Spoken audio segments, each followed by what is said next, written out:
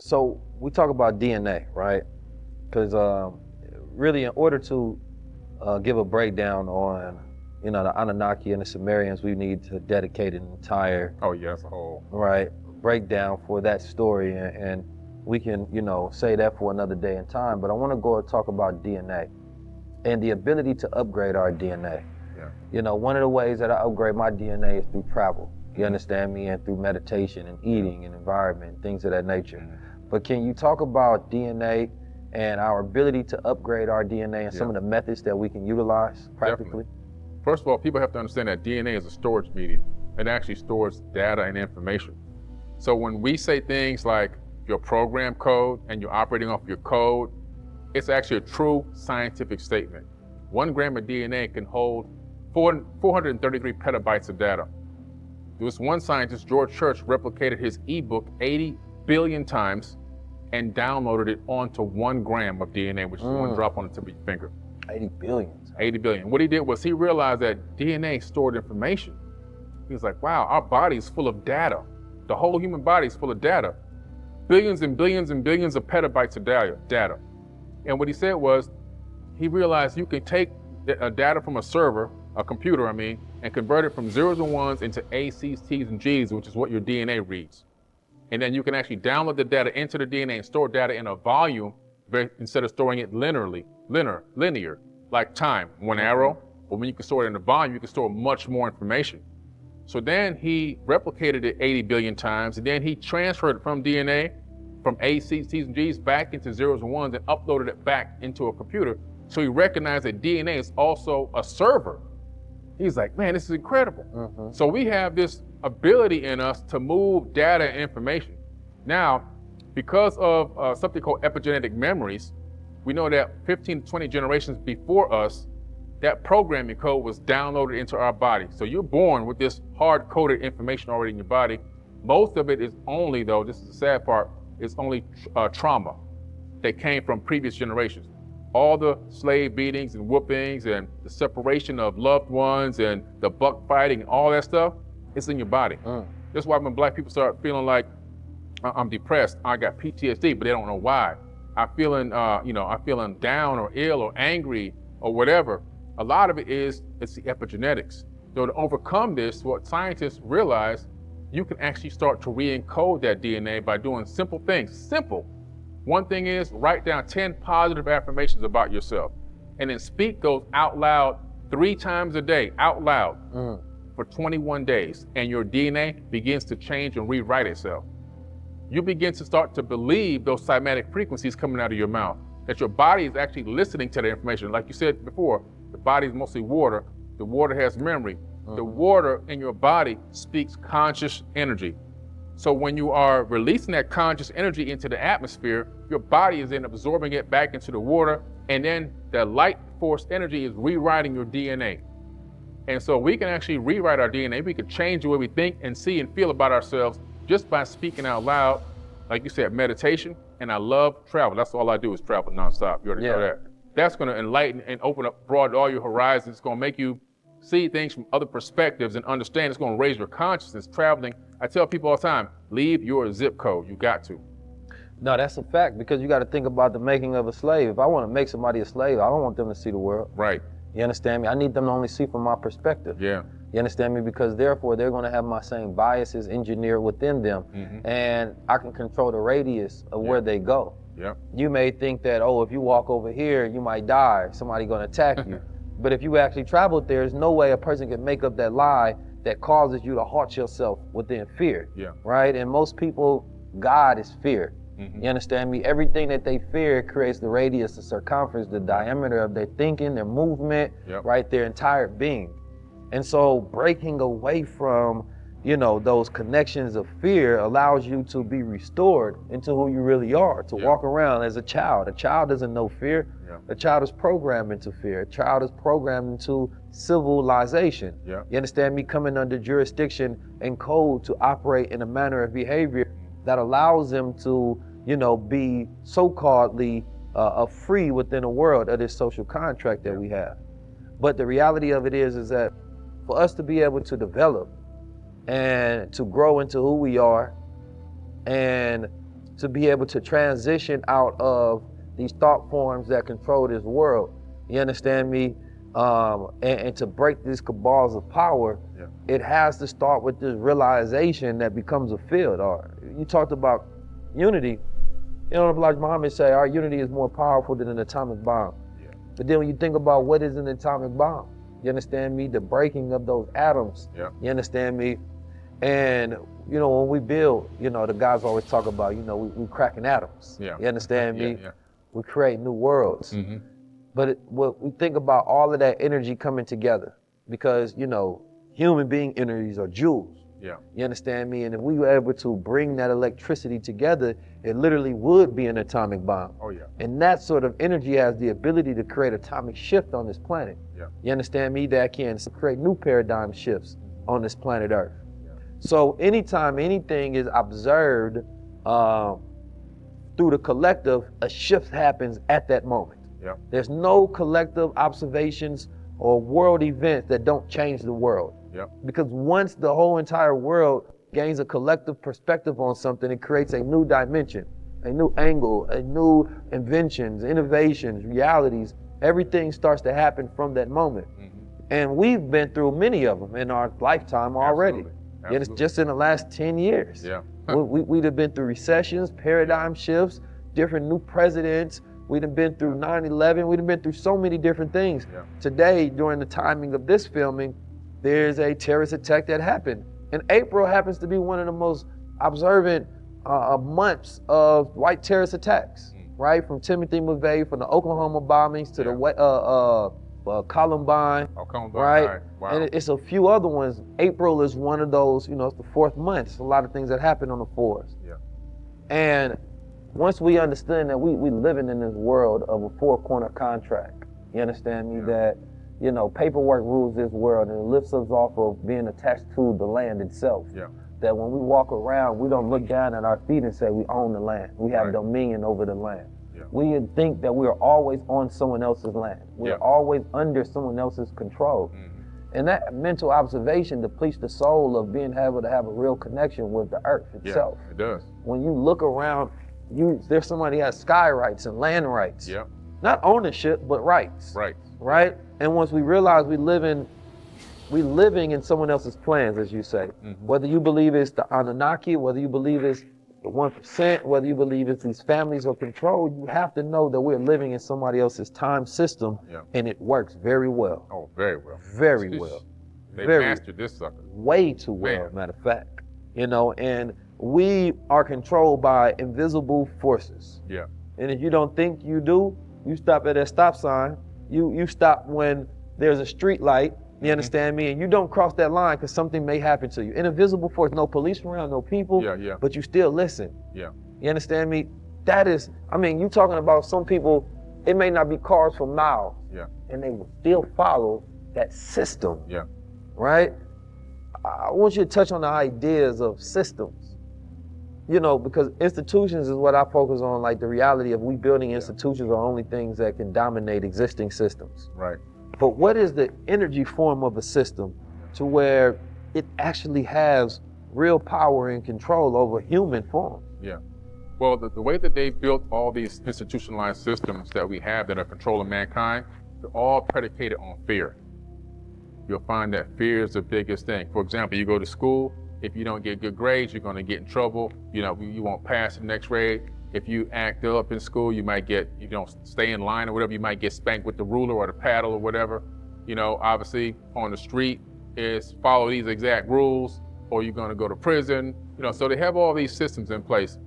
And these systems that they put in place, when they have these little fear factors built into them, even religion has a lot of fear factors put into it. Absolutely. People fall in line because why? Fear, the body pays attention to fear first. The mind is always, okay, there's fear. I gotta stop this fear. I gotta do whatever it takes to not allow this, whatever this fear is, to happen. I don't want it to happen to me. So the body goes into fight or flight mode, and then it starts focusing on the fear. Once the body does that, these people who rule, the ruling elite, they know that we got them with the fear. Now we can manipulate them to do whatever we want. So they always do the same thing. They create the problem, okay? They wait for the reaction, and then they provide the solution to that problem. So they're actually manipulating all sides of it based on fear. The fear is a key thing in all these institutions that has us locked in, because people, when that fear hits them, they don't recognize that fear is not real. False evidence appearing real, that's what fear is, right? The acronym. But for them, it's as real as it can be. But in true reality, fear is a choice. Yeah, fear comes from ignorance. Yeah. You know, once you know something, there's nothing to fear because you have all the data. You know exactly how to move, what not to do, exactly what it is, what's not, you know. And once you come to that realization, it gives you so much power over all. Yeah. Right? And so becoming fearless, you understand me, is key. Yeah. Our bodies all automatically store systems to tell us fight or flight. Yeah. That in moments and situation is giving us a signal that you are in danger. Yeah. So this danger needs to teach you to make a decision. Exactly. Either this tiger that's coming right now, you understand me, you're gonna stand very still and hope that it doesn't attack you, or are you going to run, right? Or are you gonna fight? Yeah. You understand me? Because they're fright, flight, then fight. You understand me? And I think that that's one, and the fight is the decision that you have. Yeah. That even if this tiger is so close, I can't run, I can't stand still now, not here.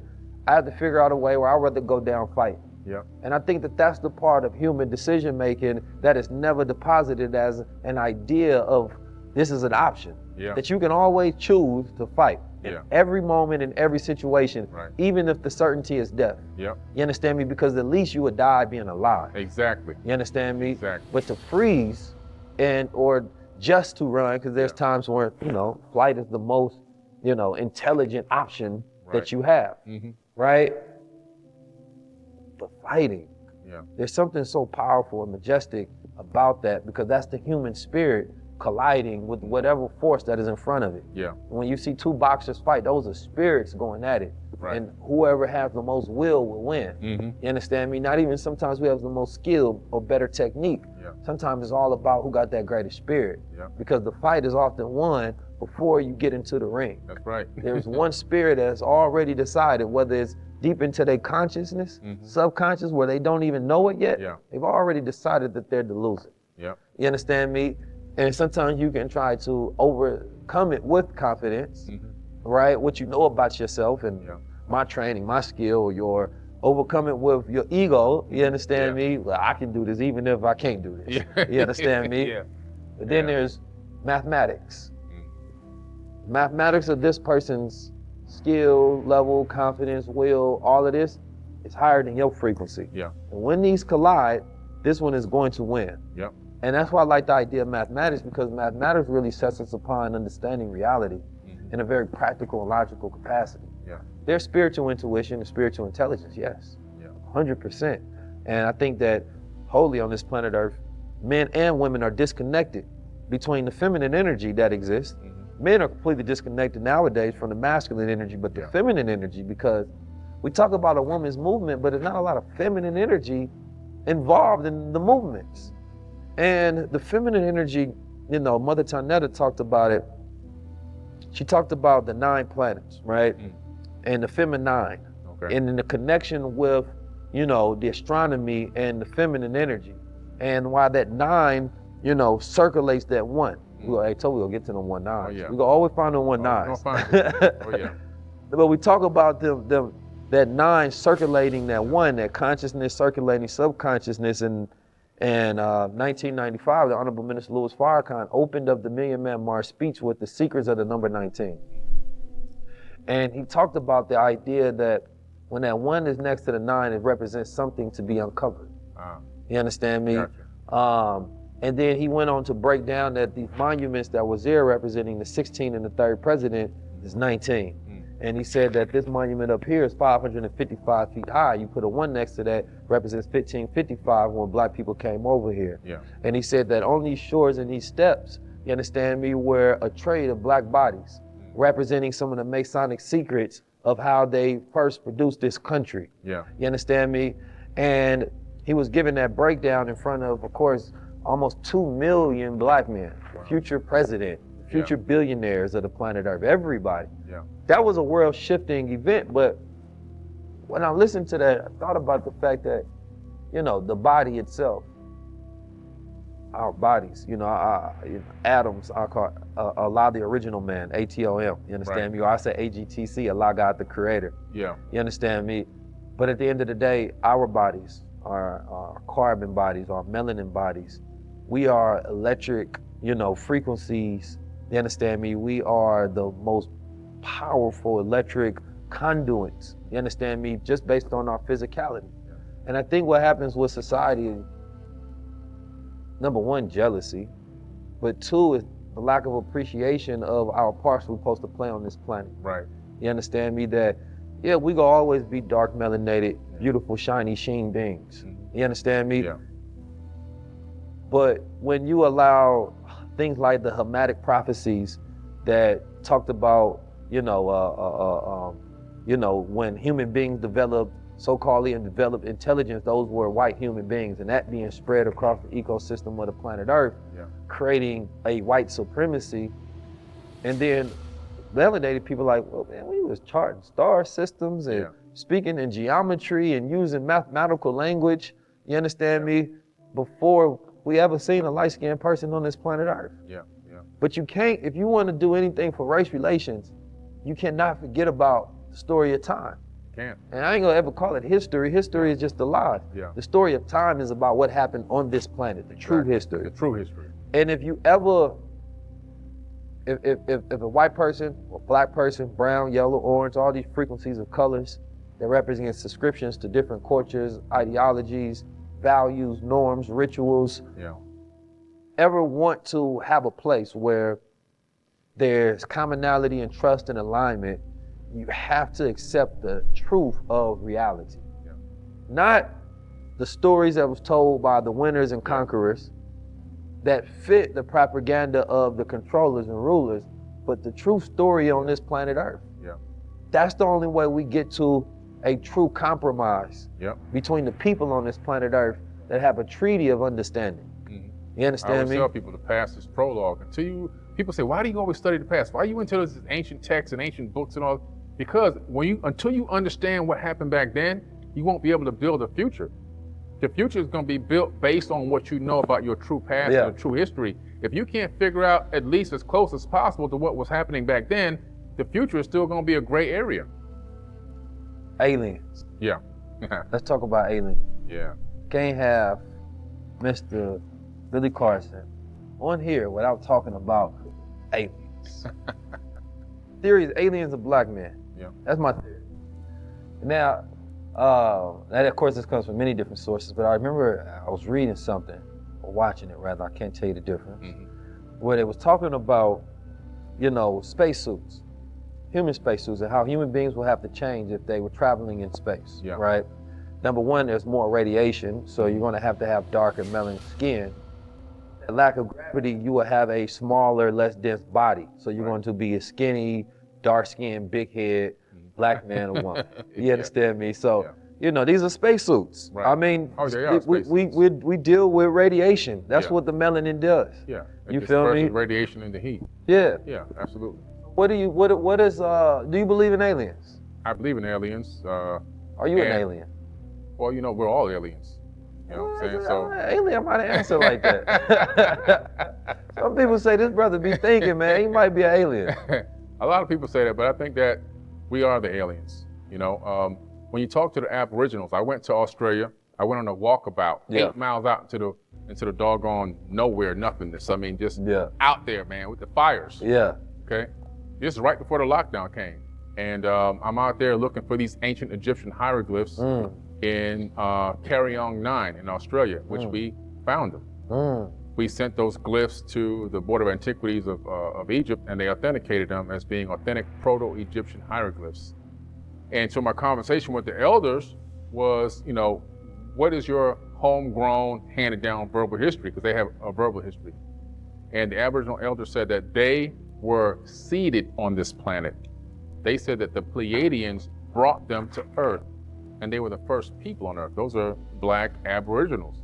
Who are the Pleiadians? The Pleiadians, if you look up in the sky at night, there's this area of the sky where they call them the Seven Sisters. Homer's Iliad talks about them. They're still talked about in the Bible, talked about in Sumerian tablets.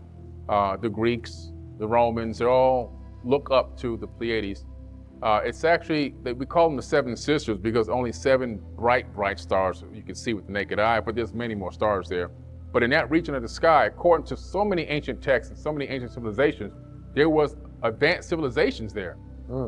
Before this area had any inhabitants, that was the region or sector of the galaxy that had a lot of life.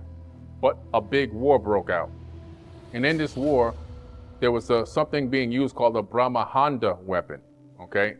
The Brahmahanda weapon, which actually could destroy planets. And this weapon would blow up planets. And imagine if you're in a star system and there's planets blowing up, debris, planet-sized debris is crashing into your planet. So this created a space refugee situation, kind of, you know. Space refugees. Yeah, space refugees. And they started fleeing and going out to different stars, Orion, Aldebaran, Zeta Reticulus, you know, all these different star systems, Sirius, Draco. This is why they had the Draco? Oh yeah, the Draco star system's up there. That's what the Great Pyramid in Giza in Cairo is aligned with those, with Draco, Aldebaran, Orion, and Sirius. And so we were like, man, what's going on here? So the more you dig into this text, it's like, man, these people fled from war, re-established themselves on other planets, and eventually found this solar system and came down here and created another breakaway civilization. These were the Atlantean people.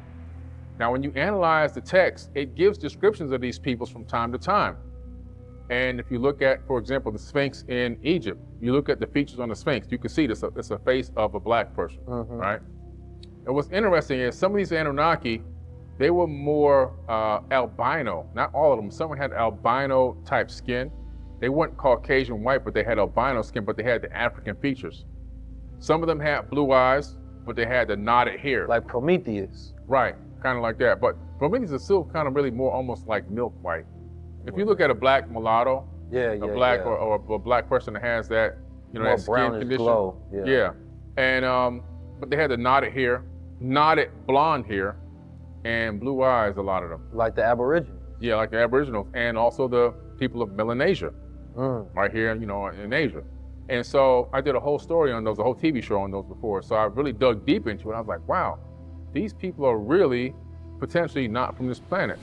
And so the more you analyze it and realize, wow, then other people from other star systems brought humans here. This is like, this Earth is like parents abandoning their kids? No, what it was is like they were trying to find a place to keep their civilization going. Not like the species going.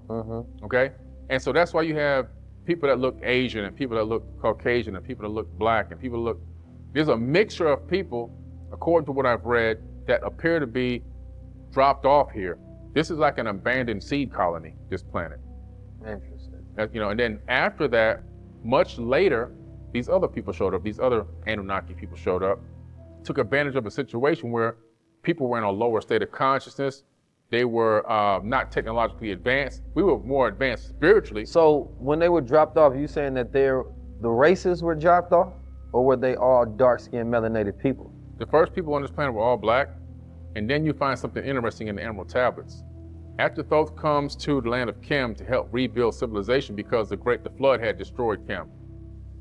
After he does it, he tells his people that he brought with him. He brought people with him from other planets. And they went around the planet. He said, go around the planet and duplicate what we did here. Now, this is my personal belief. This is not in any text. I always tell you the difference between what I believe and what I've read. Now, these people, for example, if I'm now going to be the king or the ruler of Asia, and I'm a being from a place that looks Asian, I'm going to brand those people. I think they genetically branded people to look, in other words, these are my people. Look at them, they look just like me. And the reason why I say this is because if you go and look in the genetic books, the geneticists actually discovered that the difference between a black person, a white person, an Asian person, a Native American person, 2% variance in genes. But that 2% variance that makes a different race altogether couldn't happen in 200,000 years. That's the only amount of time we've been here. So they're saying it would have taken millions, multi-millions of years for that to happen, naturally. Now, for my studies, there's no records of Caucasians past 6,000 years. See, Caucasians are the newest race on the planet. They're the newest race. If you look at the Sumerian tablets, the Caucasians came from out of the Caucasus Mountains. It says something to the effect of when they were in the Caucasus, he said that the exact terminology was that they, there's a certain term that they use for that. Not manufactured the Caucasian, but they said that they had, the word will come back to me. It's like they made them in a way. It's something, it's a terminology that they use, it'll come back to me, that how they made the Caucasian, but they're the newest being on the planet, according to these texts. The other races were already here. We had blue people, green people, you had, black, you had yellow. Yeah. This will be a great movie. Yeah. Now, there's a belief that, based on studying the Anunnaki, that they are coming back. You understand me? So can you tell us a little bit about that? Well, in all the texts, they always say that they're going to return. The reason why they left was there was a pyramid war. It was the second pyramid war. Amun-Ra, also known as Marduk. You can look up Marduk's name in the Torah. He's in the Bible. He's in the Sumerian tablets. These guys everywhere. He's Amun-Ra. He started a war because he wanted to extend his kingship. He wanted to take over kingship in other areas that he wasn't supposed to on the planet, so forth and so on. And so that war was nuclear. They used weapons, and the reason why you know it's nuclear because the description of the way that the people were dying, it was that they said the black people, this specifically says that their nails were falling out, their hair was falling out, blood was coming out of their eyes. This is radiation sickness, obviously. And so we know that it was a nuclear war. When you go into those regions, the Mohenjo-Daro in the Indus Valley, the buildings there turned to glass. They're still sitting there. The bodies are still laying. The bodies are laying in the street, holding hands. No animals have scavenged on those bodies. They're still laying there. You go to Africa, to Cairo, and you go to Giza. If you put your hand in the sand and pull up, every now and then you pull up balls of glass. That's what they used to carve the scarab beetles out of, because they're making a ode to the gods for the war that happened. So to turn sand into glass, you have to have 3,000 degree temperature blast. All right, so we know that there was a war that happened that created this situation, so it's just really amazing, man. The technology we have now is just a copycat of what they already had back then. And that war is what really caused them to want to flee. In one of the tablets, Enki goes to Anu and says, can you please stop the evil wind? That's what they call it. That's nuclear fallout. He's like, there's nothing I can do. Forebode and get in your ship. And so he told him, turn around, man, get in that ship. We got to get out of here because this thing is coming. And they said that evil wind covered the land and killed all the animals, the people, and everything else. And a lot of these people never came back. But they said that, that they'll be coming back. Now, there's two ways to look at it. One way is some of the offspring is still here on this planet. Probably most likely maybe that ruling elite class.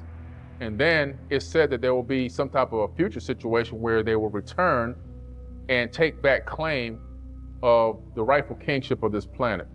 So, and in the Emerald Tablets, it says the same thing, which is interesting because it's even older than those tablets. It's like 36,000 years old. And it says that far in the future, an enemy will come from deep space. So it's pretty interesting. No, it's definitely interesting. Now, what are the different type of aliens? Because you got the grays, you got the blacks. I want to know, what's the different type of aliens? There's all kinds. You have black people. I think most of the UFOs that are flying overhead are being piloted by black people. That's my personal opinion. Now that's very interesting because Honorable Elijah Muhammad said decades ago that there was a mothership up there, you understand me? And he gave a full description of the mechanics of the mothership, how it was piloted, you understand me, how the people lived. Wow. And he said, I believe it was made in Japan, you understand me, during that time. And he was the first to introduce the concept of aliens and telling the government, you understand me, that the mothership was going to destroy them with these different type of bombs that they had. And he gave a breakdown on how many baby planes that were there and that there were black men and women up there. It's a very detailed account. And then after that, in the 1930s is when they started to create those programs towards observing UFOs, and then started to create counter stories of why they were UFOs, right? But the Honorable Elijah Muhammad maintained his knowledge of UFOs and the account of their existence, and so does the Honorable Minister Louis Farrakhan today. And number one, I don't believe the UFO community gives any real reverence and appreciation to what the Honorable Elijah Muhammad was doing back in those days. And if he did that, he was ahead of his time. Oh yeah, for surely. Oh, he was ahead. He was breaking it down back then. You understand me? He was He was like, listen, man, here's the people of Mars. We got the mothership up there. You understand me? There's black people in the mothership. They got the baby planes. They got these certain type of missiles. Wow. When they drop, it's gonna do this, that, and the third. Like, it wasn't without detail. Wow. You understand me? And he told them this is how it worked. This is how they were able to build it. This is how they funded the sources to be able to build it. They was a collective of scientists that was able to come together. Like, how long it stays in the atmosphere, how long does it have to come down here? Like, it's a very detailed account. Wow. And it's funny because there's many things that are controversial towards the Nation of Islam. I've never seen any, like, I've never seen the government itself attack that aspect of the Nation of Islam. They don't say nothing about that. Which I would think would be the most open part you would talk about. Like, hey, this man talk this, that, and the third. Let's attack this. He's crazy. But that's never been, you understand me, something that they use as a point of attack. Right?